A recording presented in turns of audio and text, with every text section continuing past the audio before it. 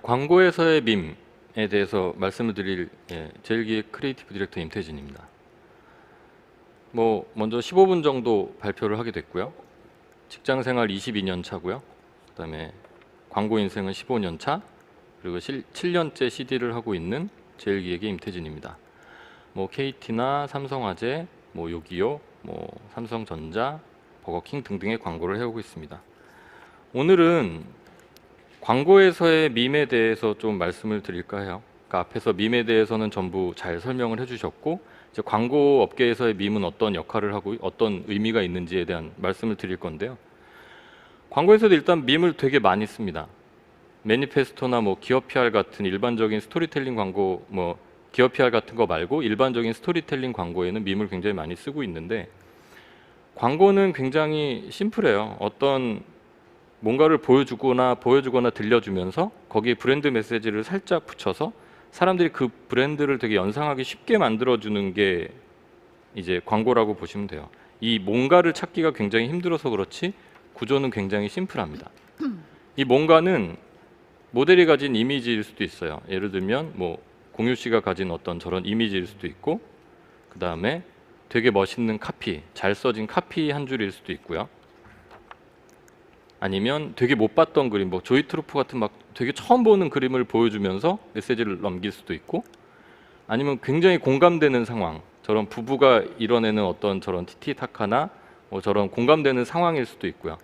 아니면 컨텐츠적으로 잘 만들어져 있는 스토리텔링일 수도 있어요. 그런 걸 수도 있고, 아니면 레트로 같은 어떤 유행하는 어떤 이미지가 될 수도 있고, 비주얼이 될 수도 있겠죠. 거기에 이제 밈이 굉장히 유용하다고 볼 수 있는 거죠. 사람들이 이미 일단 밈은 많이 알고 있고요. 그 안에 스토리텔링이 이미 녹아 있고, 잘만 만들어서 흐름을 잘 얻어 타면 전파력이 어마어마해요. 그래서 광고에서 되게 밈을 쓰기를 원하는 거고, 밈을 많이 활용을 하는 겁니다. 원래 음악에서도 샘플링하는 게 예전에 알고 있던 어떤 멜로디를 들려주면서 새로운 해석을 추가해가지고 익숙하지만 새로운 느낌을 전달하는 그런 거잖아요. 그러니까 밈도 마찬가지입니다.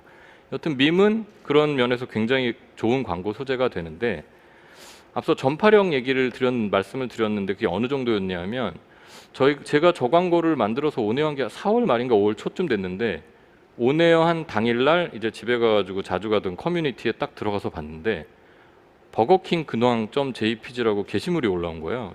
뭐지 하고 열어봤더니 그날 온에어한 거예요. 한 2-3시간 전에 온에어한 건데 저렇게 한 장으로 쫙 캡처를 해가지고 자막까지 다 달아가지고 올라와져 있는 거예요. 그래서 저희는 처음에 유출이 된 줄 알았어요. 이게 저희가 이런 작업을 하지도 않았는데 어떻게 된 거지 해서 수소문해서 알아보니까 광고주가 했던 것도 아니고 제일기획했던 것도 아니었어요. 그냥 일반 유저가 보고선 재밌네 라고 하면서 이걸 올려놓은 거예요. 그래서 이게 올라간 지 3일 만에 거의 모든 커뮤니티의 베스트 게시물로 쭉 도배가 되는 거예요. 그때부터 사실 저희도 깜짝 놀랐어요. 그러니까 충격이었던 게, 보통 이제 광고를 만들기 전에 느낌이 딱 오거든요. 이거 좀 괜찮겠네? 반응이 있겠네, 없겠는데, 이거는 그냥 사람들이 알면 좋아하겠네 정도였는데 이렇게까지 좋아하나? 그게 되게 좀 충격이었거든요. 그래서 덕분에 저희도 좀 곰곰이 생각해 보게 된 거예요. 왜 이렇게 이거 히트를 했지? 왜 하필 밈이지? 그런 면에서 공부를 하다가 보니까 밈이 유행하기 직전에 광고에서 굉장히 많이 써먹은 초식이 있는데, 그게 춤이에요. 거의 모든 브랜드가 춤을 췄었던 때가 있어요. 그러니까 금융에서도 춤을 추고, 아이스크림도 춤을 추고요. 음료도 춤을 추고, 가전도 춤을 추고, 참치도 춤을 추고, 다 춤을 춥니다. 어마어마하게 춤을 춰요. 모든 되게 셀러브리티 특징이 있다면 셀러브리티가 나와서 춤을 추는 게 되게 많았죠.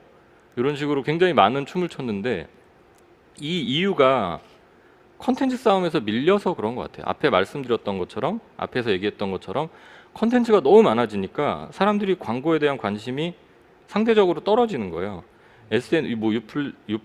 유튜브, 넷플릭스, 왓챠 이런 엄청난 플랫폼들이 많고, SNS나 커뮤니티에도 재밌는 게 너무너무 많잖아요.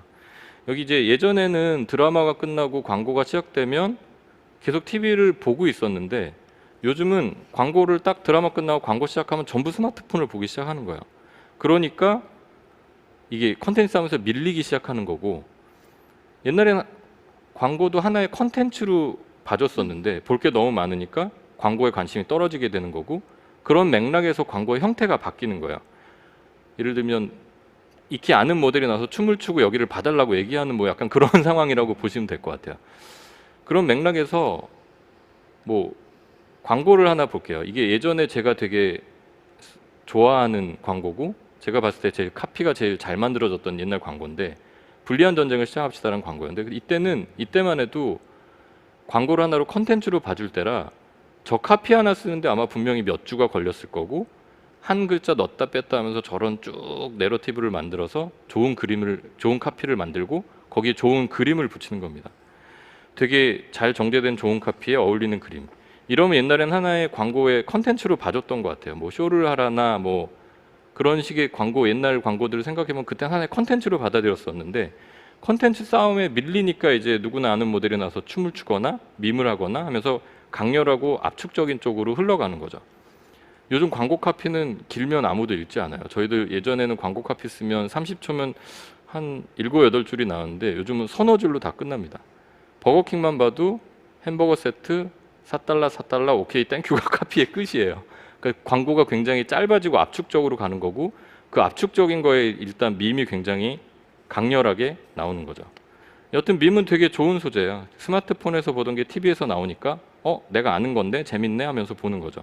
게다가 밈 한 장에 이미 스토리텔링이 충분히 녹아 있어서 이미 굉장히 압축되어 있는 구조라 따로 구구절절 설명 안 해줘도 되고, 여러 사람들이 즐길 수 있게 만드는 건데, 그럼 밈만 쓰면 다 광고가 잘 되냐라고 생각할 수 있는데 그게 그렇지가 또 않아요. 왜냐하면 밈만 남고 브랜드가 안 남는 최악의 경우도 있고, 약간 너무 예상대로 흘러가서 오히려 재미없는 경우도 있고요.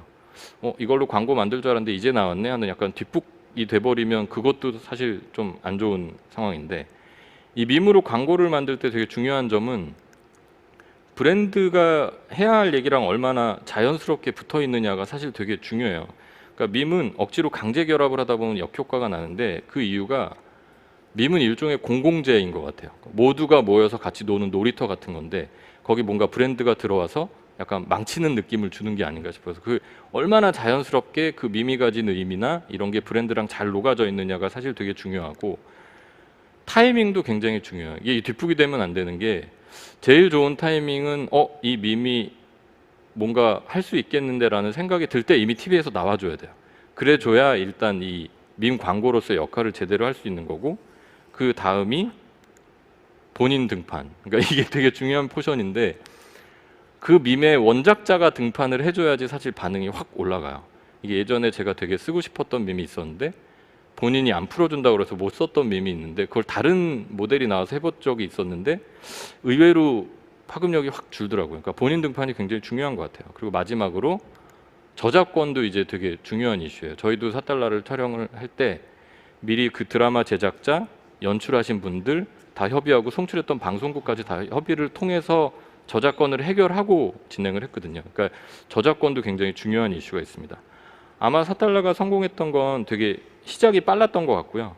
막무가내로 막 흥정을 하는 그 원작의 상황이 상대적으로 어느 가격대가 있는 버거킹에서 낮은 가격을 주문하는 그런 상황이랑 잘 맞아떨어졌던 거, 그리고 본인 등판을 했다는 거, 그게 굉장히 다행히 운이 좋게 잘 맞았던 것 같고, 그래서 되게 좋아해 주셨던 것 같아요. 요즘 광고회사는 걱정이 엄청 많습니다. 일단 광고가 없어질 일은 없겠지만 컨텐츠 싸움에서 이기기가 쉽지 않은 거예요. 유튜버보다 감각이 있어야 되고요. 유저들보다 훨씬 빨라야 되고, 더 낮은 가격에 만들거나 더 높은 퀄리티를 만들어야 되고, 되게 주어진 조건이 되게 가혹하지만 뭐 어떻게든 방법은 찾고 있고, 저희가 잘할 수 있는 방법들을 열심히 찾아 나가고 있습니다. 지금까지 제일기획 임태진이었습니다.